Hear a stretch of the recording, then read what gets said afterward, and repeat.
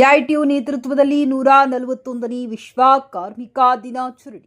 ಕೇಂದ್ರ ಹಾಗೂ ರಾಜ್ಯ ಸರ್ಕಾರಗಳು ಕಾರ್ಮಿಕ ವಿರೋಧಿ ನೀತಿಗಳನ್ನು ಕೈಬಿಡಬೇಕು. ನಿರುಪಾಧಿ ಗಂಗಾವತಿ. ಕೇಂದ್ರ ಹಾಗೂ ರಾಜ್ಯ ಸರ್ಕಾರಗಳು ಕಾರ್ಮಿಕ ವಿರೋಧಿ ನೀತಿಗಳನ್ನು ಹಿಂದಕ್ಕೆ ಪಡೆಯಬೇಕು.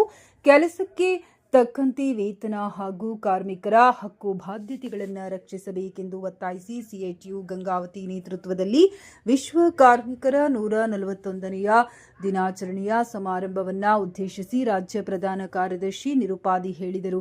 ಅವರು ಸಿಐಟಿಯು ನೇತೃತ್ವದಲ್ಲಿ ಡಾಕ್ಟರ್ ಜಗಜೀವನ್ ರಾಮ್ ವೃತ್ತದಲ್ಲಿ ಆಯೋಜಿಸಿದ ವಿಶ್ವ ಕಾರ್ಮಿಕ ದಿನಾಚರಣೆಯ ಸಮಾರಂಭದಲ್ಲಿ ಪಾಲ್ಗೊಂಡು ಮಾತನಾಡಿ, ಸಂವಿಧಾನಬದ್ಧ ಕಾರ್ಮಿಕರ ಹಕ್ಕು ಬಾಧ್ಯತೆಗಳನ್ನು ರಕ್ಷಿಸುವಲ್ಲಿ ರಾಜ್ಯ ಹಾಗೂ ಕೇಂದ್ರ ಸರ್ಕಾರಗಳು ಸಂಪೂರ್ಣ ವಿಫಲವಾಗಿದೆ. ನೂತನ ಕಾರ್ಮಿಕರ ಕಾನೂನುಗಳನ್ನು ರಚಿಸುವುದರ ಮೂಲಕ ಸರ್ಕಾರಗಳು ಬಂಡವಾಳಶಾಹಿಗಳ ಕೈಗೊಂಬೆಯಂತೆ ವರ್ತಿಸುತ್ತಿದೆ. ರೈತರ, ಕೃಷಿ ಕಾರ್ಮಿಕರ ಹಾಗೂ ಅಸಂಘಟಿತ ವಲಯದ ಕಾರ್ಮಿಕ, ಶ್ರಮಿಕ ವರ್ಗದವರನ್ನ ಹಾಗೂ ಕುಟುಂಬ ವರ್ಗದವರಿಗೆ ದೊರೆಯಬೇಕಾದ ಸೌಲಭ್ಯಗಳನ್ನು ಕಲ್ಪಿಸಬೇಕು. ಗುತ್ತಿಗೆ ಕಾರ್ಮಿಕರನ್ನು ಕಾಯಂಗೊಳಿಸಬೇಕು. ಕಾರ್ಮಿಕರ ಕನಿಷ್ಠ ವೇತನವನ್ನು ಪ್ರತಿ ತಿಂಗಳು 5ನೇ ತಾರೀಖಿನ ಒಳಗೆ ಉಪ ಖಜಾನೆಯ ಮೂಲಕ ಪಾವತಿಸಲು ಸರ್ಕಾರ ಅಗತ್ಯ ಕ್ರಮಗಳನ್ನು ಅನುಸರಿಸಬೇಕು ಎಂದು ಕಾರ್ಮಿಕರ ಹಕ್ಕು ಬಾಧ್ಯತೆಗಳ ಕುರಿತು ಅತ್ಯಂತ ಮಾರ್ಮಿಕವಾಗಿ ಮಾತನಾಡಿದರು. ಈ ಸಂದರ್ಭದಲ್ಲಿ ಸಿಐಟಿಯು ರಾಜ್ಯ ಉಪಾಧ್ಯಕ್ಷ ಕಳಕನಗೌಡ ಬೆಟ್ಟಪ್ಪ, ಲಕ್ಷ್ಮೀದೇವಿ, ರಮೇಶ್, ಗಿರೀಶ, ಅನಂತಲಕ್ಷ್ಮಿ ಸೇರಿದಂತೆ ಜಿಲ್ಲಾಧ್ಯಕ್ಷರು, ತಾಲೂಕು ಅಧ್ಯಕ್ಷರು, ಅಪಾರ ಸಂಖ್ಯೆಯ ಕಾರ್ಮಿಕ ಬಂಧುಗಳು ಪಾಲ್ಗೊಂಡಿದ್ದರು. ನಾಳೆ ಮುಂದಿನ 30ರ ಹೋರಾಟ ಯಾವ ರೀತಿಯಲ್ಲಿ ಇರ್ಬೇಕಂತ ಸಹ ನಿಮ್ಮ ಎದುರು ತಂದಿಟ್ಟಿದ್ದಾರೆ. ವೇದಿಕೆ ಮೇಲೆ ಇರ್ತಕ್ಕಂಥ ಕೊಪ್ಪಳ ಜಿಲ್ಲೆಯ ಕಾರ್ಮಿಕ ಮುಖಂಡರೇ ಮತ್ತು ರಾಜ್ಯದ ಉಪಾಧ್ಯಕ್ಷರೇ ಮತ್ತು ನನ್ನ ಕಾರ್ಮಿಕ ಬಂಧುಗಳೇ, ಇವತ್ತು ನಮ್ಮ ಕೊಪ್ಪಳ ಜಿಲ್ಲೆ ಅಂತ ಬರೀ ಕಾರ್ಮಿಕರ ಕಾಯ್ದೆಗಳು, ಕಾರ್ಪೊರೇಟರ್ ಕಾಯ್ದೆಗಳ ಪರವಾಗಿ ಕಾಯ್ದೆಗಳು ಜಾರಿಯಾಗಿದ್ದಾವೆ. ಈಗಾಗಲೇ ಏಪ್ರಿಲ್ 1ರಿಂದ ನಮ್ಮ ಪರವಾಗಿ ಏನಿಲ್ಲ. ಹಿಂದಿರ್ತಕ್ಕಂಥ ಕಾಯ್ದೆಗಳು ನಮ್ಮ ಪರವಾಗಿ ಇಲ್ಲ. ಆದರೆ ಈಗಿರ್ತಕ್ಕಂಥ ಕಾಯ್ದೆ ಮಾಲಕರ ಪರವಾಗಿ ಸಂಪೂರ್ಣವಾಗಿ ಇದಾವೆ.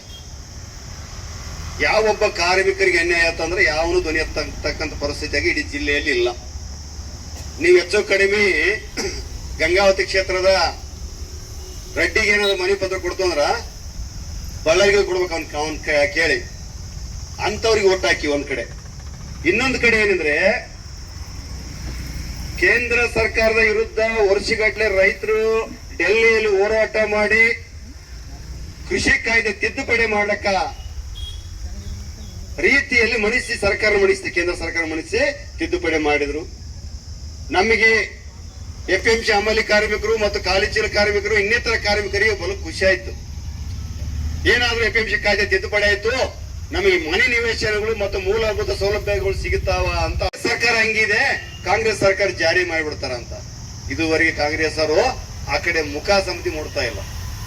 ಒಂದ್ ಕಡೆ, ಇನ್ನೊಂದು ಕಡೆ ಅಸಂಘಟಿತ ಕಾರ್ಮಿಕರು ಗೋಡಾನು ಮತ್ತು ಬಜಾರ್ದಲ್ಲಿ ಇನ್ನಿತರ ಕುಡಿತಕ್ಕಂಥ ಲಾರಿ ಚಾಲಕರು, ಆಟೋ ಚಾಲಕರು ಮತ್ತು ಅಂಗನವಾಡಿ, ಬಿಸಿ ಊಟ, ಪಂಚಾಯತಿ ಮತ್ತು ಫ್ಯಾಕ್ಟರಿ ಕೆಲಸ ಮಾಡ್ತಕ್ಕಂಥವ್ರು, ಬೀದಿ ಬದಿ ವ್ಯಾಪಾರಸ್ಥರು, ಇವರೆಲ್ಲರೂ ಇವತ್ತು ಇಡೀ ರಾಜ್ಯ ಮತ್ತು ನಮ್ಮ ಜಿಲ್ಲೆಯಲ್ಲಿ 2ನೇ ಪ್ರಜೆಯಾಗಿ ನಾವು ಜೀವನ ಮಾಡ್ತಕ್ಕಂಥ ಪರಿಸ್ಥಿತಿ ಕೊಪ್ಪಳ ಜಿಲ್ಲೆಯಲ್ಲಿದೆ. ಉದಾಹರಣೆ, ನಿನ್ನೆ ಮೊನ್ನೆ 3 ದಿನದಿಂದ ನೋಡ್ತಾ ಇದ್ದೀವಿ ಗಂಗಾವತಿ ನಗರದಲ್ಲಿ ಬೀದಿಯ ಬದಿ ವ್ಯಾಪಾರಸ್ಥರ ಪರಿಸ್ಥಿತಿ ಗಂಭೀರ ಆಗಿದೆ.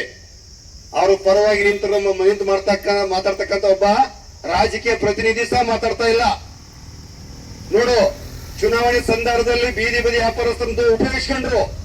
ಆದ್ರೆ ಈ ಸಂದರ್ಭದಲ್ಲಿ ಅವ್ರನ್ನ ಸಾವಿರಾರು ಕುಟುಂಬಗಳು ಬೀದಿ ಪಾಲಾಗ್ತಾ ಇದಾವ. ಅವ್ರಿಗೆ ಒಂದು ಒಪ್ಪತ್ತಿನ ಊಟ ಇಲ್ಲದಂತ ಪರಿಸ್ಥಿತಿ ಬಂದಿದೆ. ಅದ್ರ ರಾಜಕಾರಣಿಗಳು ಧ್ವನಿಸ್ತಾ ಇಲ್ಲ. ಕೋರ್ಟ್ ಆದೇಶ ಜಾರಿ ಮಾಡ್ತಾ ರೀ. ಸುಪ್ರೀಂ ಕೋರ್ಟ್ ಆದೇಶ ಬೀದಿ ಬದಿ ವ್ಯಾಪಾರಸ್ಥರಿಗೆ ಅನುಕೂಲ ಮಾಡಿಕೊಡ್ಬೇಕಂತ ಸುಪ್ರೀಂ ಕೋರ್ಟ್ ಚೀಮಾರಿ ಹಾಕಿದೆ. ಅಂತದ್ರಲ್ಲಿ ಪುಟಬ ತೆರವಿಗೆ ನಾವು ಅಭಿವೃದ್ಧಿ ಮಾಡಕ್ಕೆ ನಾವು ವಿರೋಧಿಗಳಲ್ಲ. ಗಂಗಾವತಿಯಲ್ಲಿ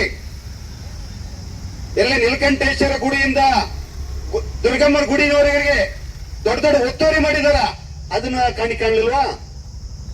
ಇಲ್ಲಿ ಸಣ್ಣ ಪಾರ್ಕ್ ಹಿಡಿದು ಗಾಂಧಿ ಚೌಕ್ವರೆಗೂ ಒತ್ತುವರಿ ಮಾಡಿದ್ರೆ ಅದು ಕಾಣಲಿಲ್ವಾ? ನಗರದಲ್ಲಿ 130 ಪಾರ್ಕ್ ನುಂಗಿದ್ದಾರೆ, ಅವು ಕಾಣಲಿಲ್ವಾ? ಬೀದಿ ಬೀದಿ ವ್ಯಾಪಾರಸ್ಥರ ನಿಮ್ಗೆ ಕಂಡು ಬಿದ್ರ ಒಂದು ಕಡೆ. ಇನ್ನೊಂದು ಕಡೆ ಕಾರ್ಪೊರೇಟರ್ಗಳು ಮಾಲ್ಗಳು ಬರ್ಲಿಕ್ಕೆ ಹತ್ತಿದವ ಗಂಗಾವತಿಗೆ ಅಂತ ಅಲ್ಲಿ ಮಾಲು, ಇನ್ನೊಂದು ದೊಡ್ಡ ಮಾಲ್ ಬರ್ತಾ ಇದೆ ಡಿ ಮಾರ್ಟ್ ಅಂತ. ಆ ಮಾಲ್ಗಳು ಬಂದಾಗ ಅಮಲಿ ಕಾರ್ಮಿಕರಿರೋದಿಲ್ಲ, ಖಾಲಿ ಚೀಲ ಕಾರ್ಮಿಕರಿರಲ್ಲ, ಆಟೋದವರು ಇರೋದಿಲ್ಲ, ಯಾರು ಇರೋಲ್ಲ. ಅಂತ ಪರಿಸ್ಥಿತಿ ಮುಂದಿನ ದಿನದಲ್ಲಿ ಬಹಳ ದಿನಗಳು ಉಳ್ಕೊಂಡಿಲ್ಲ.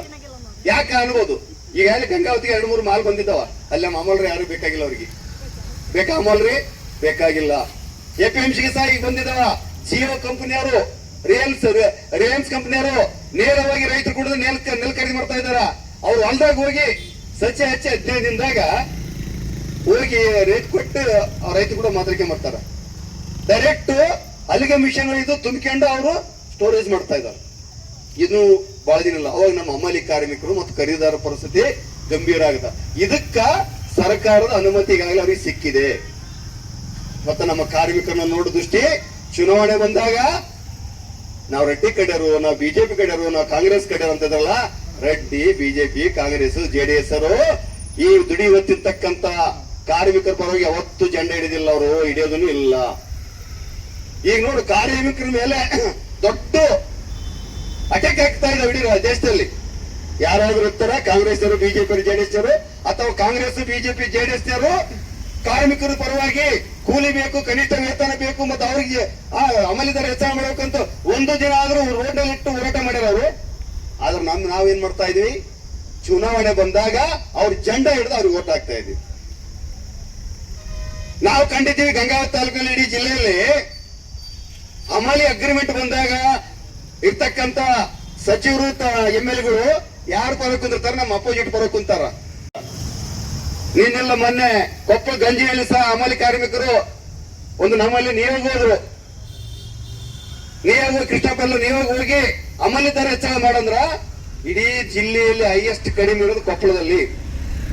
ಎಲ್ಲ ಮಾಲಕರು ಸುತ್ತಿಕೊಂಡು ಕೊಡೋದಿಲ್ಲ ಅಂತ ಕಳಿಸಿರು. ಅಂದ್ರೆ ಈ ಮಾಲಕ ಗುಣಗಳು ಇವತ್ತು ದೊಡ್ಡ ಮಟ್ಟಕ್ಕೆ ಇಡೀ ಜಿಲ್ಲೆಯಲ್ಲಿ ಬೆಳೀತಾ ಇದಾವ. ಕಾರ್ಮಿಕ ಶಕ್ತಿ ಕುಂದಿರ್ತಾ ಇದೆ. ಹಿಂಗಾಗಿ ಆ ಕಾರ್ಮಿಕರ ಶಕ್ತಿನ ಗಟ್ಟಿ ಮಾಡ್ಬೇಕಂದ್ರೆ ನಾವು ಈ ಮೇ ದಿನದಲ್ಲಿ ನಾವು ಸ್ವಯಂ ಪ್ರೇರಿತವಾಗಿ ಇವತ್ತು ಸಂಘಟನೆಗಳು ಕಟ್ಟಲಿಕ್ಕೆ ಎಲ್ಲರೂ ಮುಂದಾಗಬೇಕಾಗಿದೆ. ಆಟೋದವರು ಮುಂದಾಗಬೇಕು, ಲಾರಿ ಚಾಲಕರು ಮುಂದಾಗಬೇಕು, ಮತ್ತು ಕಾಲೇಜ್ ಚೀಲ ಕಾರ್ಮಿಕರು ಮುಂದಾಗಬೇಕು, ಗೋಡನ್ ಇದು ಶೇಂಗಾ ಮಿಲ್, ಗೋಡನ್ಗಳು ಎಲ್ಲ ಮಿಲ್ಗಳು ಮುಟ್ಟಕ್ಕ ಪ್ರಯತ್ನ ಪಡಬೇಕು, ಎಲ್ಲ ಗಂಜುಗಳು ಮುಟ್ಟಕ್ಕ ಎಲ್ಲ ಕಾರ್ಮಿಕ ವರ್ಗ, ಅಂಗನವಾಡಿ, ಪಂಚಾಯತಿಗೆ ಮತ್ತು ಉನ್ನತರ ಎಲ್ಲರೂ ಯೂನಿಟ್ ಆಗಬೇಕಾಗಿದೆ. ಯೂನಿಟ್ ಆಗಿ ನಾಳೆ 30ನೇ ತಾರೀಕಿಗೆ ದೊಡ್ಡ ಮಟ್ಟದಲ್ಲಿ ಒಂದು 10,000 ಜನ, ನಾವು ಇರೋದಿಗಾಗಲೇ 15,000 ಜನ CITದಲ್ಲಿ, 10,000 ಜನ ಹೋಗಿ DC ಆಫೀಸ್ ಮುಂದೆ ಕೂತ್ಕೊಂಡ್ರೆ ಏನಾಗಬಹುದು? ಸಾಧ್ಯತೆ ಇಲ್ವಾ? ನಮ್ಮ ಕೈಯಲ್ಲಿ ಸಾಧ್ಯ ಇದೆ. ಆದ್ರೆ ನಮ್ಮ ಕಾರ್ಮಿಕರು ಕಳ್ಕೊಳ್ಳೋದೇನಿಲ್ಲ, ಆದ್ರೆ ಕೂಡೋದಿಲ್ಲ ಮರು. ಅದು ಗೊತ್ತಿದೆ ರಾಜಕಾರಣಿಗಳಿಗೆ, ಇವ್ರು ಕೂಡೋದಿಲ್ಲ ಅಂತ. ಚುನಾವಣೆ ಬಂದಾಗ ಅವ್ರನ್ನ ನಮ್ಮ ಉಪಯೋಗ ಗೊತ್ತಿದೆ ಅವರಿಗೆ. ಆದ್ರೆ ಈ ಸರಿ ಆ ತರ ಆಗ್ಲಾರ್ದಂಗೆ ನೋಡಿಕೊಂಡ್ರೆ ಮಾತ್ರ ಮುಂದೆ ನಮ್ಮ ಮಕ್ಕಳಿಗೆ ಫ್ಯೂಚರ್ ಇದೆ, ನಮಗೆ ಫ್ಯೂಚರ್ ಇದೆ. ಇಲ್ಲ ಅಂದ್ರೆ ಮುಂದಿನ ದಿನದಲ್ಲಿ ಕಾರ್ಮಿಕರ ವರ್ಗ ಫ್ಯೂಚರ್ ಇಲ್ಲದಂತ ಪರಿಸ್ಥಿತಿ ಬರ್ತಾ ಇದೆ. ಧ್ವನಿ ಇಲ್ದಂಗೆ ಈಗಾಗಲೇ ಮಾಡ್ಲಿಕ್ಕೆ ಹೊಂಟಿದ್ದಾರೆ. ನೋಡ್ರಿ, ಹೋರಾಟಕ್ಕೆ ಸಮಿತಿ ಮಾಡ್ಲಿಕ್ಕೆ ತಿಂಗಳ ಗಂಟೆ ಮುಂಚಿತವಾಗಿ ನಾವು ಅನುಮತಿಗೆ ಕೊಡ್ಬೇಕು. ಅವರಿಗೆ ಅನುಮತಿ ಕೊಟ್ಟರೆ ಹೋರಾಟ ಮಾಡಬೇಕು, ಅನುಮತಿ ಕೊಡಲು ಹೋರಾಟ ಇಲ್ಲ ಅಂತ ಕಾಯ್ದೆ ಕಾನೂನು ತಂದಿದ್ದಾರೆ. ಈಗ ಮುಂದಿನ ದಿನದಲ್ಲಿ ಹಿಂಗ್ ಕೂಡಕ್ ಸಹ ಆಗಲ್ಲ, ನಮಗೆ ಹಿಂಗ್ ಕೂಡ್ಲಿಕ್ಕೆ ಆಗೋದಿಲ್ಲ. ಅಂತ ದಿನಗಳು ಬಹಳ ದಿನಗಳು ಉಳ್ಕೊಂಡಿಲ್ಲ. ಹಿಂಗಾಗಿ ನಾವು ಎಚ್ಚೆತ್ತುಕೊಳ್ಬೇಕು. ಇವತ್ತು ನಾವು 1000 ಜನಸಂಖ್ಯೆ ಸೇರ್ಬೇಕಾಗಿತ್ತು, ಇವತ್ತು ಕೆಲವೇ 100 ಜನ ಸೇರಿದೀವಿ. ಆದ್ರೆ ಮುಂದಿನ ದಿನದಲ್ಲಿ ಮೇ 30ಕ್ಕ ಕಾರ್ಮಿಕ ವರ್ಗ ಕೊಪ್ಪಳಕ್ಕ ನೀವಾಗ ಹೋಗಣ್ರಿ. ಮತ್ತು ಈ ಮೇ ದಿನದ ಶುಭಾಶಯಗಳು, ನಿಮ್ಮೆಲ್ಲರಿಗೂ ಶುಭಾಶಯಗಳ ಜೊತೆಗೆ ಇವತ್ತು ಇನ್ನೂ ಜನಸಂಖ್ಯೆ ಬರಬೇಕಾಗಿತ್ತು. ಈ ಬಿಸಿಲೊಂದು, ತಾಪ, ಉಣಿಮೆ ಇವೆಲ್ಲವೂ ಸಹ ನಮಗೆ ಅಡ್ಡಾಗಿದೆ. ಮತ್ತು ಅಂಗನವಾಡಿ ನೌಕರರು ರಜೆಗೋಸ್ಕರ, ಬಿಸಿ ಊಟ ರಜೆಗೋಸ್ಕರ ಇವತ್ತು ಬರಕ್ಕಾಗಿಲ್ಲ. ಮತ್ತೆ ಪಂಚಾಯತಿಯಲ್ಲಿ ಸಹ ಇವತ್ತೊಂದು ಜಯಂತಿ ಇರೋಗೋಸ್ಕರ ಸಹ ಬರಕ್ಕಾಗಿಲ್ಲ.